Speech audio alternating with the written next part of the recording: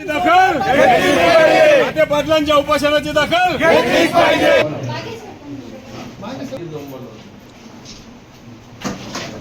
आज या ठिकाणी मराठा क्रांती मोर्चातर्फे उपोषणात बसलेले मराठा समाजाचे ज्येष्ठ अभ्यासक माननीय राजेंद्र दाते पाटील हे मागच्या 10 दिवसापासून उपोषणाला बसलेले आहेत। मराठा समाजाच्या विविध मागण्यासाठी ते 10 दिवसापासून या ठिकाणी ठाण मांडून बसलेले आहेत। आज त्यांची तब्येत खूप खराब झालेली आहे, त्यामुळं त्यांच्यावर प्रेम करणारे, मराठा समाजावर प्रेम करणारे सर्व जाती धर्माचे लोक, सर्व पक्षाचे नेते या ठिकाणी येऊन विभागीय आयुक्त यांची भेट घेतली, त्यांना निवेदन दिलं आणि सर्वांनी सांगितलं त्यांना की गरीब मराठा समाजाच्या मागण्या या सरकारनं लवकरात लवकर मंजूर कराव्या।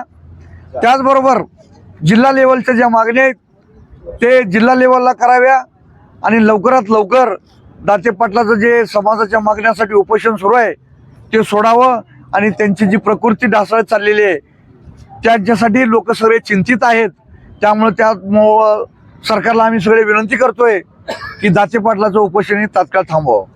आज येथे सर्व पक्षाचे धर्मगुरू नेते वगैरे आलेले, तर या संदर्भात काय आज या ठिकाणी आयुक्तांना भेटण्यासाठी, दाते पाटलाची तब्येतीची चौकशी करण्यासाठी, मराठा समाजाच्या मागण्या सरकार दरबारी मागण्यासाठी आज सर्व जाती धर्माचे, सर्व पक्षाचे आणि वेगवेगळ्या धर्माचे धर्मगुरू, वेगवेगळ्या पक्षाचे पदाधिकारी, आमचे मराठा क्रांती मोर्चाचे सर्व समन्वयक ह्या ठिकाणी उपस्थित आहेत आणि सर्वांनी मिळून एका आवाजात सांगितलं प्रशासनाला की मराठा समाजाच्या जे काही मागण्या आहेत ते तात्काळ सॉल्व्ह कराव्या।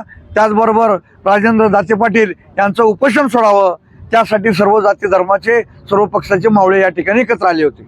म्हणून दाते पाटलांच्या उपोषणाला पाठिंबा तर आहेत, पण त्यांनी लवकरात लवकर उपोषण सोडावं याच्यासाठी सरकारकडे आम्ही मागणी करण्यासाठी, विनंती नाही, मागणी करण्या हैदराबाद गॅजेटच्या पद्धतीनं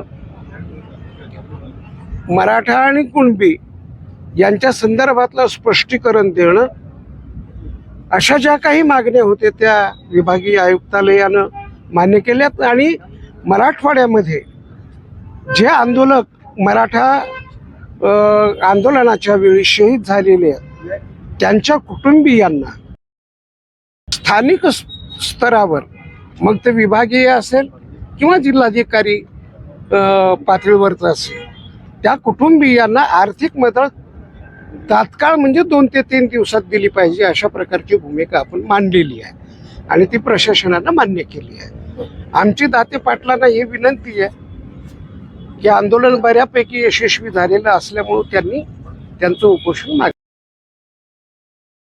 उपोषणाला आहेत। अत्यंत त्यांची हालाकीची परिस्थिती आहे।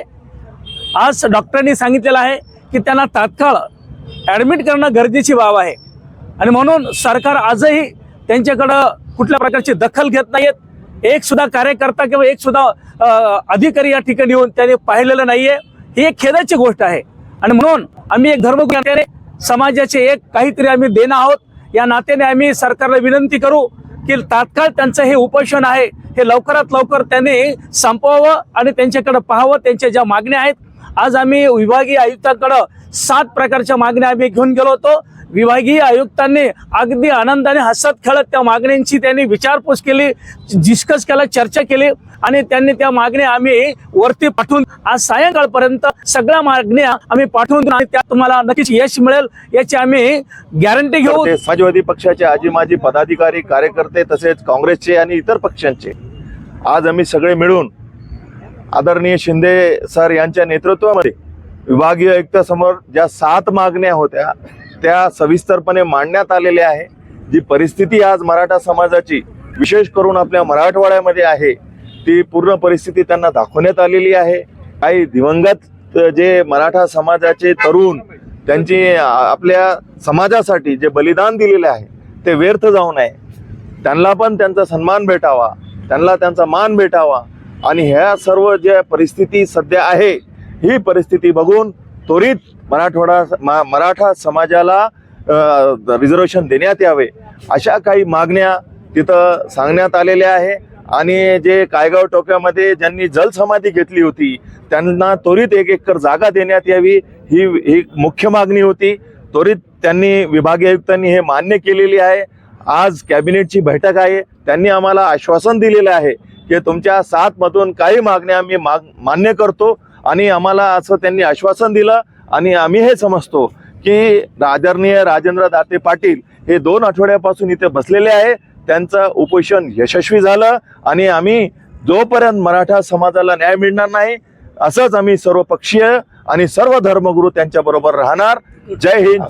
आज मराठा आरक्षण के ऊपर जो 10 दिन से हमारे अभ्यासक माननीय राजेंद्र दाते पाटिल साहब यहाँ 10 दिन से बैठे हैं, उनकी 7 मांगे थी कि कोई जो बच्चे जो आरक्षण के जो है एजुकेशन के बाद जिसपे गुने नोंद है या जो शहीद हुए उसके स्मारक उनको जो गवर्नमेंट में आश्वासन दी थी आरक्षण जो माध्यम से मिलना चाहिए, जो गैजेट के अंदर से लेके जो हैदराबाद गैजेट के बारे में जो उन्होंने कहा, लेकिन हमारे जो अभ्यासक जो राजेंद्र दाते पाटिल है उन्होंने पूरा लीगली बैठ के जो बताए।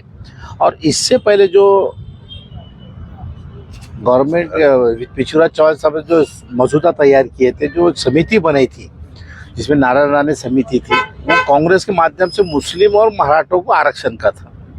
लेकिन हम हमेशा कांग्रेस के जो भी लोग उपोषण को बैठे और जो मराठा लोग जितने भी हैं उनको आरक्षण मिलना चाहिए। दाते पाटिल जो 10 दिन से उपोषण उसकी नोन गवर्नमेंट ने लेना चाहिए।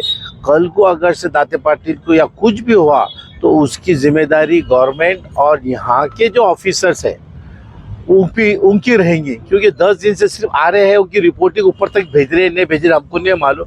लेकिन आज उनकी शुगर 47, 67, बीपी लो हाई शूट हो रहा।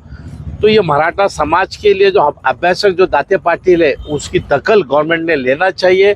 सर्वपक्षीय और सभी समाज के गुरु यहाँ लोग आए कि उनको चाहने के लिए आए कि हम जो उनके समाज के लिए हम सब उनके साथ है। इसलिए दाते पाटिल के उपोषण की नोंद गवर्नमेंट ने लेना चाहिए। विभागीय आयुक्त कार्यालय को हमने निवेदन दिए, उसकी नोंद ऊपर तक पहुंच के सिर्फ चॉकलेट देने का काम ये गवर्नमेंट जो कर रही है गलत है। ये मेलोडी चॉकलेट बांटना कम करो, लेकिन जो आरक्षण है वो मसूदे में बिठाओ, लीगली बिठाओ और अच्छे से उनको दो। और कोई डिवाइडर रूल अंग्रेजों का रूल खेलो मत। यहाँ जो अगर से देना चाह रहे हैं तो बिल्कुल हक से दो और गवर्नमेंट के अधिकार में लीगली अभ्यासक है ना हमारे पास। आज 16 साल से दाते पाटिल साहब नंगे पैर घूम रहे हैं, 4 साल से मास्क लगा के, ये उनका अनोखा आंदोलन है। आज पूरा शहर का पूरा महाराष्ट्र देख रहा है दाते पाटिल को कि उन्होंने 16 साल से चप्पल नहीं पहने, जूते नहीं पहने, मास्क 3-4 साल से लगा रहे। तो उसकी दखल लेना चाहिए। मराठा समाज के लिए उनका बलिदान है और ये सरकार को नोंद लेके जल्द से जल्द मराठों को आरक्षण देना चाहिए। ये सभी पक्षों की मांग है।